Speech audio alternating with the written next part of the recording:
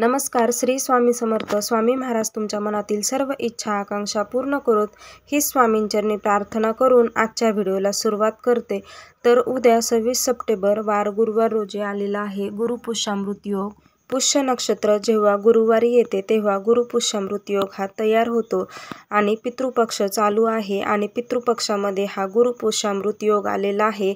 अतिशय दुर्मिळ हा योग आहे आणि या दिवशी आपल्याला माता लक्ष्मीची, भगवान विष्णूंची, त्याचबरोबर कुबेराची पूजा करायची आहे.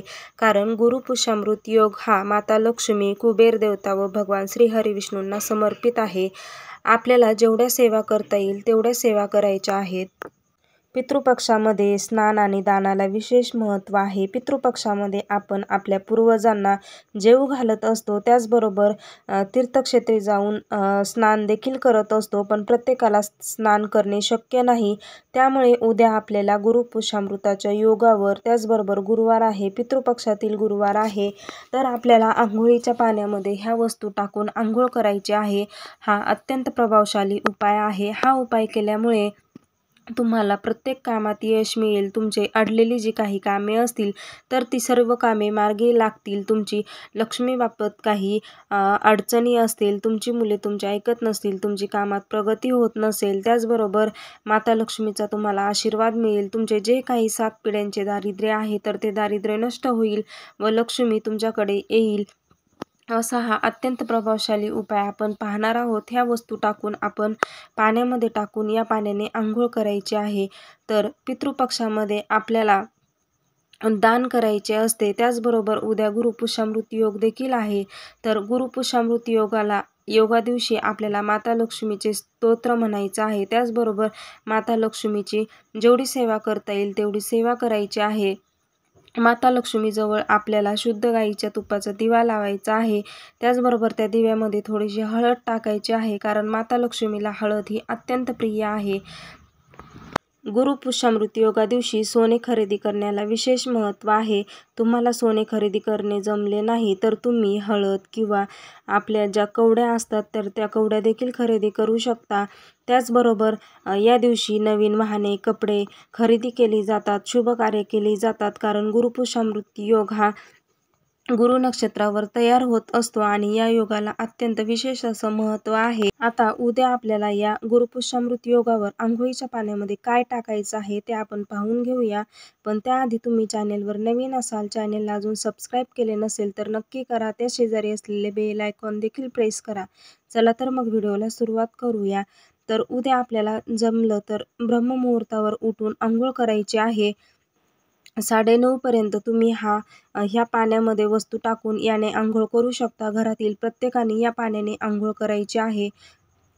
अशा पाण्याने आंघोळ केल्यामुळे तुमचे दारिद्र्य नष्ट होईल. तुमचे जे काही अडलेली कामे आहेत तर ती कामे मार्गी लागतील. त्याचबरोबर माता लक्ष्मी तुमच्या घराकडे आकर्षित होईल. तर पहिली वस्तू म्हणजे आपल्याला एक ब्रह्ममुहूर्तावर उठायचं आहे. बादली भरून पाणी घ्यायचं आहे. थंड पाणी घ्यायचं आहे. जमलं तर तुम्ही थंडच पाणी घ्या. त्यानंतर आपल्याला त्या पाण्यामध्ये चिमूटभर हळद टाकायची आहे. हळद ही माता लक्ष्मीला अत्यंत प्रिय आहे. हळदीचे जे काही तुम्ही उपाय करता तर ती माता लक्ष्मी हळद ही खेचून आणत असते. माता लक्ष्मीला हळद अत्यंत प्रिय आहे.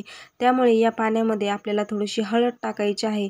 आपल्या कुंडलीमधील गुरु ग्रह जो आहे तर तो मजबूत नसेल, त्याची स्थिती मजबूत करण्यासाठी हळदीचा वापर केला जातो. त्यामुळे आपल्याला ही हळद टाकून आंघोळ करायची आहे. त्यामुळे तुमच्या कुंडलीतील गुरुग्रह आहे तर तो मजबूत होईल. तुमची जे काही अडलेली कामे आहेत तर ती कामे मार्गी लागतील. तुमचे दारिद्र्य दूर होईल. त्यानंतर दुसरी महत्त्वाची गोष्ट म्हणजे चिमूटभर काळे तीळ टाकायचे आहेत. तर पितृपक्ष चालू आहे. पितृपक्षामध्ये काळ्या तिळाला विशेष महत्त्व आहे. आपल्या पूर्वजांना आपण काळे तीळ अर्पण करत असतो. त्याबरोबर पितृपक्षामध्ये जे काही आपण उपाय करतो तर त्यामध्ये काळे तीळ वापरले जातात. पिंडदानामध्ये देखील काळ्या तिळांचा वापर होत असतो. काळे तीळ देखील टाकायचे आहेत. त्याचबरोबर थोडंसं गंगाजल टाकायचं आहे. तुमच्याकडे गंगाजल नसेल तर तुम्ही गोमूत्र टाकू शकता, गुलाबजल टाकू शकता किंवा तुम्ही एखाद्या दुकानातून गंगाजलाची छोटी बॉटल आणू शकता. त्याचबरोबर आपल्याला यामध्ये जे लाल चंदन असते तर ते चंदन देखील टाकायचं आहे. तर या 4 वस्तू आहेत, या टाकून आपल्याला अंघोळ करायची आहे. घरातील प्रत्येक व्यक्तीला याने आपल्याला अंघोळ करायची आहे. अत्यंत प्रभावशाली असा हा उपाय आहे.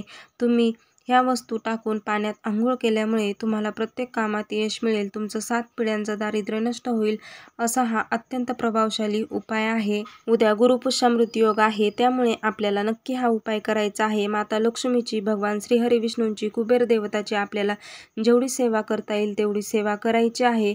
काळे तीळ हे काळ्या तिळाची जी उत्पत्ती आहे तर ती भगवान श्रीहरी विष्णूंपासून झाली होती. भगवान विष्णूंना काळे तीळ अत्यंत प्रिय आहेत. तर आपल्याला उद्या श्री लक्ष्मी स्तोत्राचं पठण करायचं आहे. त्याचबरोबर महालक्ष्मी अष्टकमचं देखील पठण करायचं आहे. त्याचबरोबर आपल्याला जेवढ्या सेवा करता येतील तेवढ्या सेवा करायच्या आहेत. आपल्याला शुद्ध गाईच्या तुपाचा देखील दिवा लावायचा आहे. माता लक्ष्मीला प्रसन्न करून घेण्यासाठी जेवढे उपाय करता येतील तेवढे उपाय करायचे आहेत. त्याचबरोबर आपल्याला भगवान श्रीहरी विष्णूंना पिवळ्या कलरची फुले, मिठाई अर्पण करायची आहेत, कारण त्यांना पिवळा कलर हा अत्यंत प्रिय आहे. त्यामुळे भगवान विष्णू तुमच्यावर प्रसन्न होतील. माता लक्ष्मी तुम्हाला आशीर्वाद देईल. कुबेराची आपल्याला पूजा करायची आहे. तर उद्या अशा प्रकारे आपल्याला हे उपाय करायचे आहेत. तर उद्या नक्की अंघोळीच्या पाण्यामध्ये ही वस्तू टाकून तुम्ही अंघोळ करा. तुमचे दारिद्र्य दूर होईल. प्रत्येक कामामध्ये यश मिळेल. माता लक्ष्मीचा तुम्हाला आशीर्वाद मिळेल आणि जे तुमच्या नशिबात नाही ते देखील मिळेल.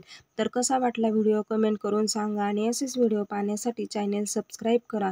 भेटूया तसाच एक नवीन माहितीपूर्ण व्हिडिओ घेऊन.